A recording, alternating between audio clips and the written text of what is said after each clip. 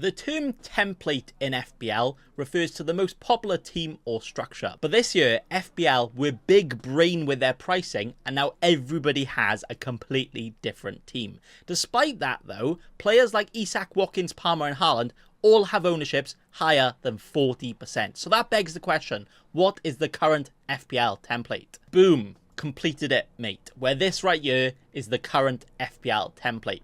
This team has the 3 most selected defenders, the 4 most selected mids, and the 2 most selected forwards. Haaland is the 3rd most selected forward and is actually more selected than Salah, but you need to chop this team in half to squeeze him in, so for budget reasons, he has not made the template. So this may not be the template in terms of the most popular team or the most popular team structure, but it's more of a collection of the most owned players in FPL right now. And if this was actually your team, then I think you should just delete FPL.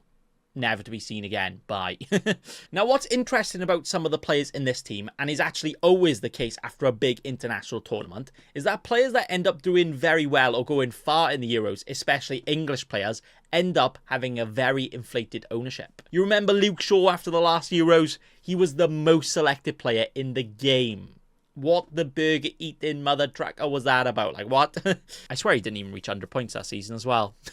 Now, this inflated ownership may actually be fair, you know, because if you're playing for England and you're going far in Europe, then you probably are decent players and probably pretty good for FPL. Yeah, fair enough. But the main problem is some of these players are actually yet to play a single preseason game and may not even start game week 1 because they went far in the Euros. The likes of Palmer, Watkins and Eze are actually yet to play a single preseason game. Gordon only just played his first, and other popular players like Foden and Trent may also not be ready for game week 1, may not even start the first few weeks, as they haven't even been involved in their club's preseason tours yet. So that is a little something to keep in mind when looking at the most selected players. In terms of players though, they are all very solid picks, if they play. But that is a big if right now. If you have too many of these players in your squad and some of them may not start, then that's just going to end up being one big boy unlucky. Now, the main reason all of these players are the most selected is actually for a completely different reason. And that reason is the fact they scored the most points last season.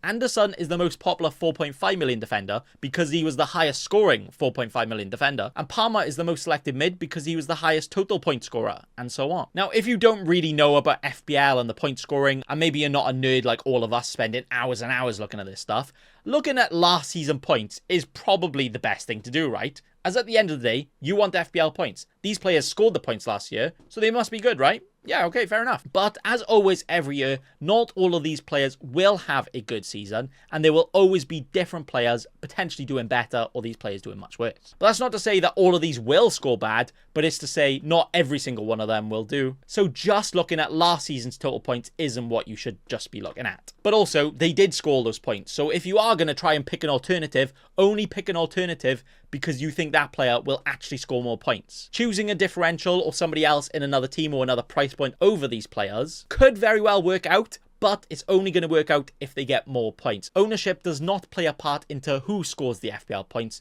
and at the end of the day, that's all that matters. Get in the players you think will score the most points, and not just because they are low owned. Overall though, this template team is very solid and will probably end up doing very well. I would personally change it because, you know, I'm the best FPL manager, as I would prefer the likes of Son or Saka over a Palmer from the start, because I don't think he's ready yet. And I would prefer to upgrade a João Pedro to a Muniz or Solanke.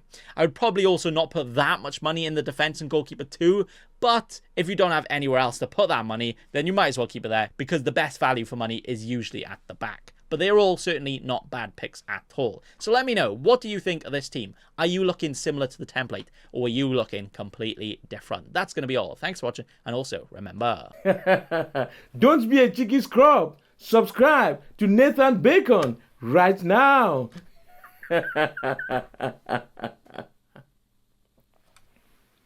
Don't let your memes be dreams.